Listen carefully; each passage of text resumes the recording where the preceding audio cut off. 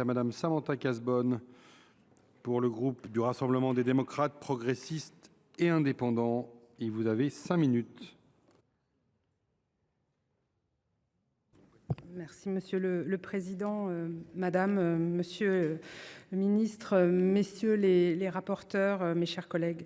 Le texte que nous examinons aujourd'hui est un texte important. Depuis plus d'un an, c'est-à-dire depuis les attaques terroristes du 7 octobre 2023, notre pays connaît une nouvelle vague d'actes antisémites. Cette vague est particulièrement visible dans l'enseignement supérieur.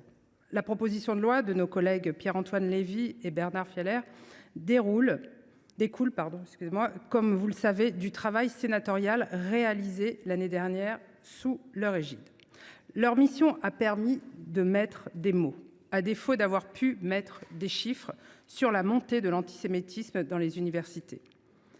Elle a réaffirmé l'urgence de les doter de moyens nouveaux pour leur permettre de lutter plus efficacement contre ce fléau. Il nous faut en effet prendre collectivement conscience de la gravité de la situation. En 2024, le ministère de l'Intérieur comptabilisait 1570 plaintes pour des actes antisémites, alors qu'en 2022, elles n'étaient au nombre que de 436. Et nous le savons, ces chiffres sont très probablement sous-estimés. Les actes antisémites sont peu déclarés et les dispositifs de signalement ne sont pas assez performants. J'en veux pour preuve le fait que 9 étudiants juifs sur 10 se déclarent victimes d'actes antisémites. Nous devons écouter ce qu'ils nous disent. Aussi, il était nécessaire d'avancer sur cette question. Nos étudiants doivent pouvoir se sentir en sécurité à l'université.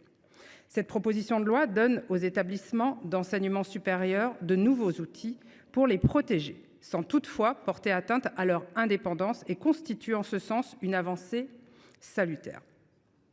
En tant qu'éducatrice, je me félicite évidemment de la mise en place, à l'article 1, d'une formation à la lutte contre l'antisémitisme et le racisme dans les établissements scolaires et d'enseignement supérieur. À ce titre, la formation des enseignants et des personnels d'éducation apparaît en effet indispensable. Ils ont longtemps été trop peu accompagnés, alors même qu'ils sont en première ligne. Le groupe RDPI soutient également le choix fait à l'article 2 de confier au président d'université, sur la proposition du conseil d'administration et du conseil académique, l'installation d'une mission égalité et diversité, chargée de la promotion de l'égalité entre les femmes et les hommes et de la lutte contre l'antisémitisme et le racisme, les discriminations, les violences et la haine. Cela permettra de clarifier les obligations et de renforcer l'action des établissements en la matière sans écraser les actions déjà mises en place. Je pense en particulier aux violences sexuelles et sexistes. La systématisation du signalement des actes antisémites pour les présidents des établissements et leur personnel devrait en outre pallier la difficile identification des actes antisémites ainsi que des victimes qui, trop souvent, n'ont d'autre option que de se taire.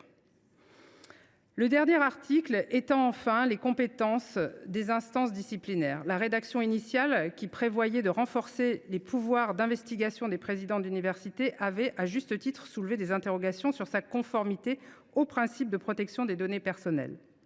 Nous nous réjouissons que la commission ait souhaité écarter ce risque avant son examen en séance. Pour conclure, je voudrais à nouveau remercier les auteurs de ce texte important.